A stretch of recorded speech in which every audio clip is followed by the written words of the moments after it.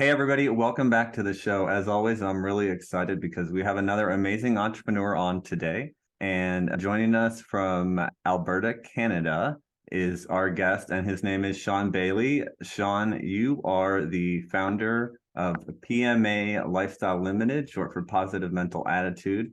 Shawn, how are you today? I'm doing really good. Excited to be here. I'm looking forward to this. Excellent. I'm really excited to have you on as well. I know you're going to bring a lot of value to the audience and a lot of great stories to share. So I was just wondering if you could tell us a little bit more about what your business is, how you got into it, and who you serve. For sure. So my thing right now is to work with primarily coaches. The main reasons that I like to work with coaches is that I feel like coaches, consultants, experts, course creators, they make the world a better place. They're giving knowledge to the world and helping people accomplish things, transform their lives, and do better things. So entrepreneurship really wasn't something I thought about when I was younger. It was only once I actually got married, settled in, I was married, and working that 9 to 5. And then everyone's got those friends where they post little inspirational quotes online. Mhm. And I saw one of those ones, and the one that actually resonated with me and got me to actually take that first piece of action was nobody ever got rich being an employee. And of course, at that time, like my main goal was like, oh, let's get rich. That was it. It wasn't even like a dollar amount. It was just get rich. So that's how I took the first step in. But like I didn't know anything about business. I hadn't had any kind of business training.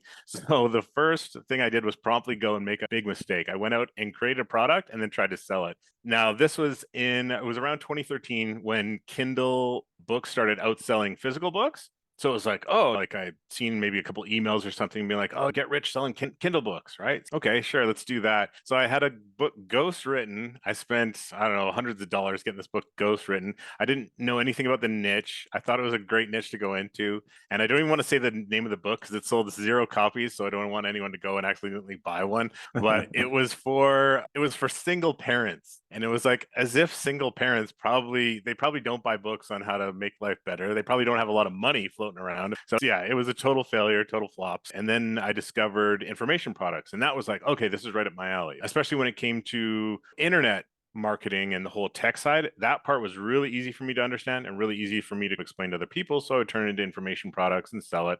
And that was like the first thing that was like a little bit of success. When you're trying to make a fire, you get a little bit of smoke coming from this thing. But what I didn't know was copywriting at all. It is not something that's taught in school. It's contrary to how people are taught to write. So I would have to hire copywriters. And one day I got a very poor piece of copy from a copywriter that I paid a good amount of money for. And I just read it over. I didn't think it was very good. And I just said, you know what? That's enough of this, right? I'm going to learn how to do this myself so I can write my own copy and I don't have to hire these people anymore. How hard can it be? So then I got I went with a company called AWAI, and they are one of the best at training copywriters. If you want to write financial sales letters or in the medical field, like you want to make big money as a copywriter, go learn from AWAI and they will teach you how to do it. So I went through the whole process, what they teach you to do. And there's a lot of physical work as well, because I actually had to write out some old school sales letters by hand 10 times, multiple Oh, sales wow. letters.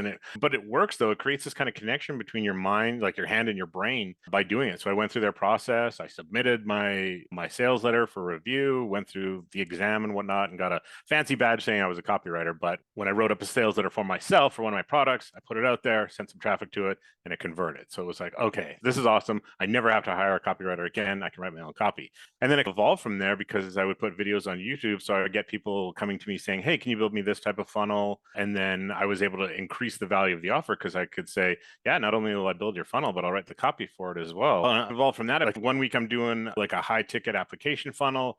The next week I'm doing someone's info product or book funnel, which is cool, but that means I have to actually sit down and read that book or go through that product and take a lot of notes in order to be able to write the copy for it. So I was making money, but I wasn't loving my business. And that's just a recipe for burnout. Right. So right around that time is when I ran in a seven-figure guru, seven-figure entrepreneur. I was in a Facebook group for copywriters, and he put an ad in there saying, hey, I'm looking for copywriters. And I went through the application process for that and started working with his clients and learned a lot of really cool stuff about what it takes to have a seven-figure business as an online coach. And first and foremost is that you're going to need a team. As a solo individual doing that kind of thing, you're gonna top out at a certain income level per month. Probably not enough to get to, if you break down $1 million a year, it's like 83,000 a month. So I got to see the inner workings of his business, work with his clients, and learn some really cool stuff about application funnels, especially when it came to speed of execution. Getting the first step for those clients was like, let's get this offer hammered out and test it. right? If it's you get some hands raised, people are interested, it's a good offer. Okay, on to step two. Step two is not to go and build like a monstrous 400 slide webinar. It's make a quick 15-minute presentation and get people signing up. I learned a ton of stuff working with them. And where I am now is I stopped with the client work because I wanted to just work with people in a course setting. They've gone through the course, maybe they've read my book. So when they come in, like they're already speaking my language, it's easier to communicate with them. They understand where I'm coming from. Then they get into a course with me, and then we can just meet up once a week to get their questions answered. Because that's getting a course and not following through is one of the main drawbacks to putting an online course out there. But if someone can, they've got a questions, whatever the roadblock is, get it out of the way so they can keep progressing forward. And that's where I am now. And it's about helping coaches, putting out products like that, but also meeting people like you, entrepreneurs like you, and developing partnerships and relationships. Amazing. Absolutely love it. Thanks for sharing that story with us. Now, I wanted to ask you about funnels specifically. I know that it's something that so many entrepreneurs, especially if you're on the online space, like you basically have to have a funnel these days. What are some of the biggest misconceptions that entrepreneurs tend to have about funnels, or like maybe some of the biggest mistakes they make with them? Yeah, I would say probably the biggest misconception is that they need something really complex, like like a $1 million funnel. Once I was working with that entrepreneur and I got to see inside and see what he was doing, I thought there was going to be, okay, here, I'll show you inside my ClickFunnels account. And I thought, oh my God, there's going to be like 25 steps and it's going to be just this insane complex thing. But it was only 3 pages. It was just a landing page, a page with the presentation that's a short. I say most people want to create a webinar. I call this the reverse webinar because it's nice and short and tight. And then a page with your calendar. Or you don't even need that third page because you could send them to the calendar link. But the other thing that I see, a misconception or mistake that people make, is they're just trying to jam as many people as they can into that calendar and fill it up with appointments because it's just a numbers game. We can convert them. But what if you flip the script and get people coming in who are like, you're not chasing them and getting them into the calendar. They're getting on the calendar with the hopes of auditioning for you. So what you do is use positioning and flip it around and take the neediness out of your marketing. So when they go and they watch your presentation, then there's a form below, and typically people want, like, what's your number one problem or what's holding you back, and name, website, all that kind of stuff. But flip the script by, you throw in a question and say, like, why should I take you on as a client? And then just leave a big open paragraph for them to put in an answer. And now, instead of you chasing them, how great is it as a coach to have someone chasing you? And when I first saw this in place, I talked to the guru, and we were meeting together one time and he was explaining this to me. And I said, does this really work, flipping it around like this and putting questions in like that? And he's, here, I'll show you. So he pulled up some screenshots, and it was from someone who had come to his application page, watched the video, filled out the application form, within 10 minutes had tracked him down on Instagram, was DMing him saying, take me on, I want to join your program. This looks really awesome. I'll be a good student. And then he was like, I only want people that work really hard and are coachable. And I really want in. And he's showing me this conversation. And then he emails him literally a PayPal link for, I think it was $4,800. And this person paid in full just because of the positioning, just because he knew that it wasn't just like a guaranteed thing. And it was something really cool to see. That is the number one thing I would say. Flip it around, make these people feel like, instead of you chasing them, now they're coming after you because they fill out the form,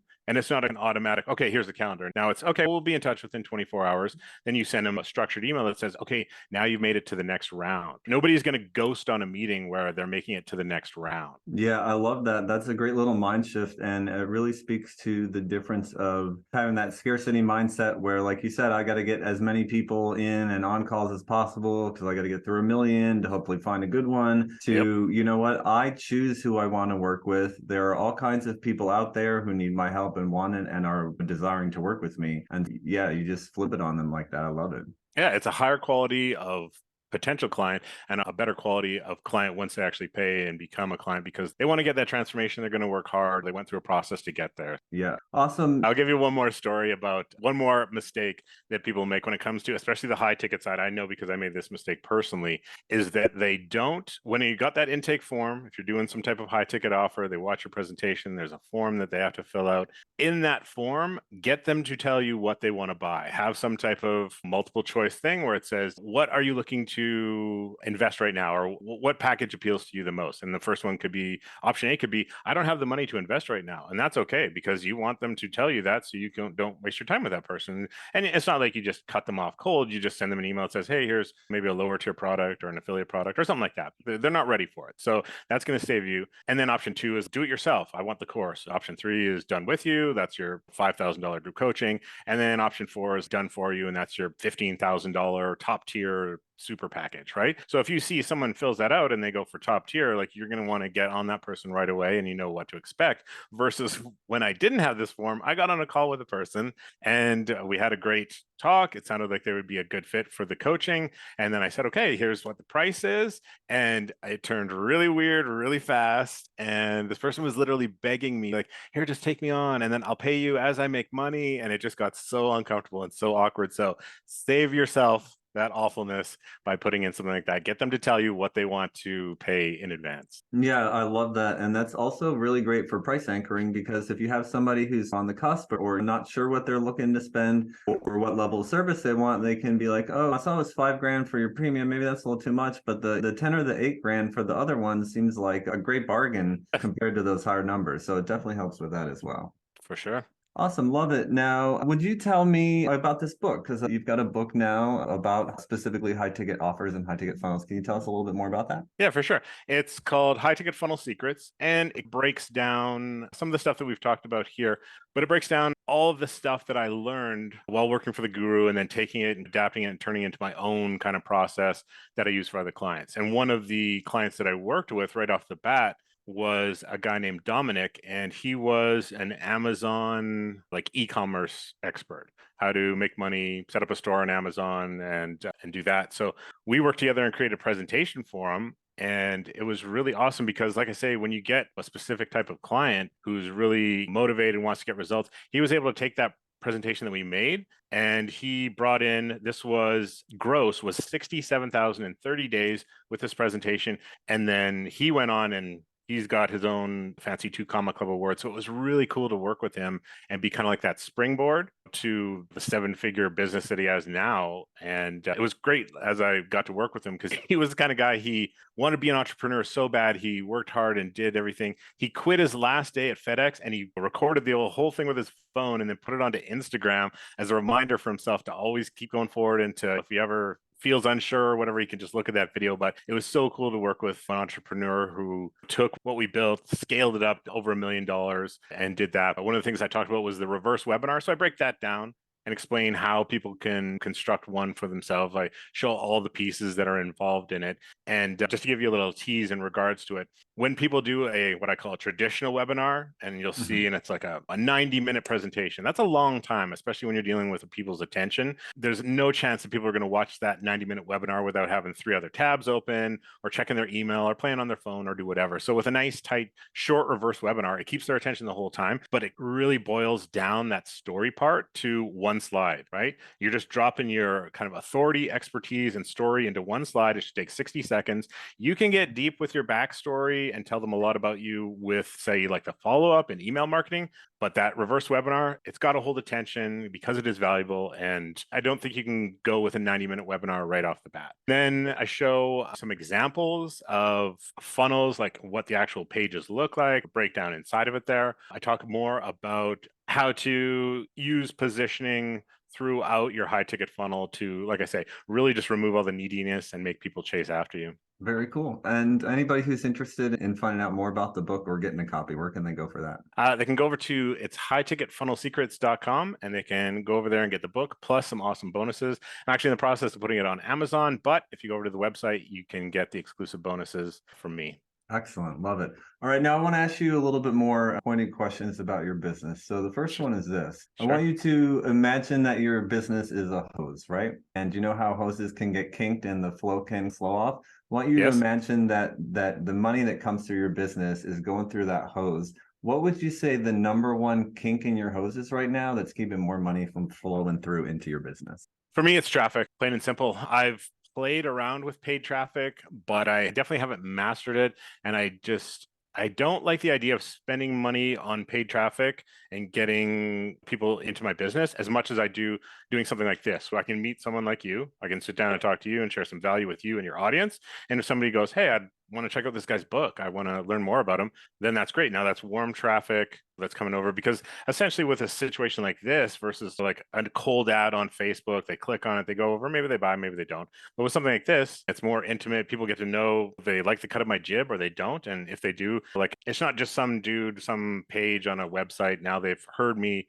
they see my picture and kind of put the two together. And it's much better traffic. And yeah, right now that's the only kink is just traffic. So now I'm just reaching out and taking the show on the road. But it's not even just doing as many podcasts as I can. I want to do some podcasts, but then there's also the second level, next step relationships that I can have. Some people have a podcast, maybe they have an affiliate program, or they have an audience where I can contact them and say, hey, let's do another podcast episode. And then after that, maybe you can promote my product that doesn't compete with you, but it only enhances your business and your audience. Yeah, I love that. It's all about building those relationships. It's so important. Yeah. And like I say, traffic and more business as a result of it. So that's the kind of traffic I want to focus on. That's where the kink is in my business right now, is getting more eyeballs onto my stuff. Absolutely makes sense. And now tell me, Shawn, what would you say is your biggest personal financial goal right now?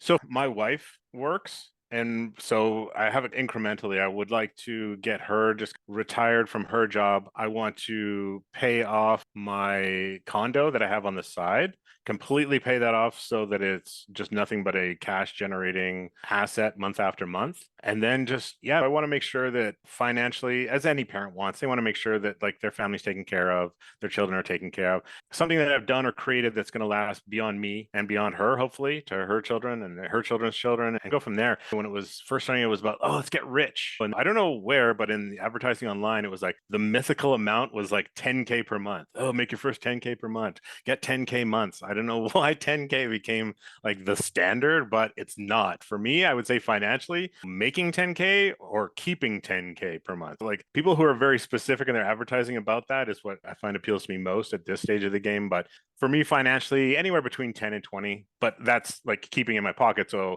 here in good old Canada, you need to be making about like 35,000 a month if you want to keep 20. Yeah, it's interesting because I think that a lot of people who are on the employee side of things misunderstand what a lot of businesses are like and how much revenue you really need to bring to even just be able to pay yourself well, let alone pay a team. Because you meet people and they say, oh, I'm doing 100K a month in revenue. And then you find out that they're putting 4 grand a month in their pocket and that's it. So there's just a lot of mismatch, I think, between expectations and what's actually real. And I'll give you a little insider, because I worked with that guru and I worked with some 7-figure coaches, but a lot of 6-figure coaches. But even though 6-figure coaches, when it broke down and they show if they were using paid advertising, like, yeah, I got a 2 Comma Club award and I made $1 million, but I spent $600,000 on ads that year. And then I kept 4 and then I had to pay this and this. So it's, yeah, there's a lot behind the scenes. When you see someone holding an award or standing in front of a car, just know that there's a lot of production to that kind of thing. Yeah, absolutely. So now beyond the numbers, and that you started to allude to it a little bit, but can you tell us what financial freedom is like? Let's say you get to the point where you were able to retire your wife, you're able to back away and not be in the hands-on day-to-day of the business if you don't want to be, and you have as much time and money freedom in your life as you need to basically live the life of your dreams. What are you doing with your time then? I would see it as a 3-day work week and a 4-day weekend every week, because I just don't think that you can completely go so hands off that all you do is just sit on a beach drinking Mai Tais. You got to have some purpose in your life. You got to have something that you're doing. So I would say 3 days, maybe Tuesday, Wednesday, Thursday, I get up and maybe I'm doing something on the computer, talking to my team, talking to whoever I need to, sending out a couple of emails for maybe an hour or two in the morning. And then the day is mine. And then the 4-day, Friday, Saturday, Sunday, Monday, I just do literally whatever I want. And for me, if it's a nice day, I'm going to be out in my kayak going fishing. If it's rainy, I'm going to be in the garage at my lathe making a bowl or something made out of wood. So, Nice. that's the ideal situation for me, I would think. And then if I'm completely hands off from the business, that's how I would be doing things. But if I was still inside and actually coaching, because I love this type of thing, like doing the interviews makes me a little bit nervous. But if I'm hopping on a Zoom call, something like this, where I'm going to be talking with somebody about their funnel, their offer, their copy, something like that, I love it. I love that kind of stuff. That would probably be the last thing to go. But yeah, for me, financial freedom, it would equate to, yeah, just doing the fun stuff that I love, making sure that my family's taken care of and my daughter doesn't want for anything. and living that kind of life. Amazing. I love it. Okay, so now tell us, Shawn, what is one initiative you'd really like to see accomplished within your business in the next 12 months? That I want to develop a stack of partners. Like I want a good 10 to 20 partners that I've done interviews with, podcasts. Maybe we've collaborated on something, shared content, emailed each other's lists, something like that. Because I'm going to go all in on the partnership end of things. It's not that I don't think that paid traffic is a waste or doesn't have its uses. I totally do. For some businesses, it's absolutely effective. For me personally, I'm more of a talk to people type person. I want to just develop those partnerships. And I know that when I do, that's going to lead to the kind of business that I want, because it's all about that. If you don't have the business that you want, you're going to be miserable. Even if you're making a lot of money, it's just not going to be worth it. So it's going to develop the business that I want with the kind of people, good people, entrepreneurs that I want to deal with. And yeah, it's just going to transform my business completely. That's a great vision. I think that's what it's all about. Yes, sir. All right. Now, for anybody who wants to find out more about you or what you do, where is the best place for them to go and do that? So if they want to check out my book, they can go to highticketfunnelsecrets.com, grab the book there. And then I've got a kind of a free offering, some free training on my website, as well as a new little mini course on lead generation funnels. And that is over at www.shawnbayley.com. That is ShawnBayley.com. And then any parting words or pieces of advice for entrepreneurs out there? Just one. So when it comes to your entire entrepreneurial journey, it's not going to be like I did this for 6 months and I got there and boom, it was over. I'm rich and everything's great. It is a lifelong journey. There is no end. Once you're an entrepreneur, it just is a lifelong thing. But my number one tip is don't on your entrepreneurial journey. It's always going to be different than someone else's. Mine is going to be different than Chris's versus anyone who's listening. But don't compare yourself to other people. Social media is notorious for that. People will post stuff like, "Oh, I'm making $100,000 a month, and all I'm doing is pushing a button." Ignore all that BS. Just don't compare yourself to them. Just know that you're going through the process as you're supposed to, and that will help you, I think, get through the journey or stay on the journey. Yeah, that's absolutely so crucial. It's easy to look at what other people are doing and think I should be there, or I think I'm smarter than that person, or I'm more friendly or whatever. So why aren't I getting the results? And it will crush you if you let it. It will. And you just don't know, because so much of the value you get out of your journey is in the actual journey itself and the challenges and stuff that you have to go through to learn what you have to learn so you can share that with other people. Absolutely. Amazing. So, Shawn, I just want to thank you again for taking the time out of your day to come and speak with me and the audience. It's been an absolute blast. You've had so much value to share. And yes, it's been a pleasure. Thank you for having me on. I really appreciate it. I hope we can do it again one day. Yeah, absolutely. I look forward to it. And thank you all to the audience as well. If you're out there listening to this podcast and you've enjoyed our conversation, please go ahead and subscribe if you haven't yet. You can leave us one of those 5-star reviews as well. That helps out a lot and we really love it. If you want to come on and be an amazing guest, just like Shawn was here today, and you have a 6-figure plus online business that you want to share your journey with us, we would love to talk. For that, go to pyfpodcast.com. That's the letters pyfpodcast.com. and fill out to come and be on the show. Shawn, thanks again. Everybody else, we'll see you next time.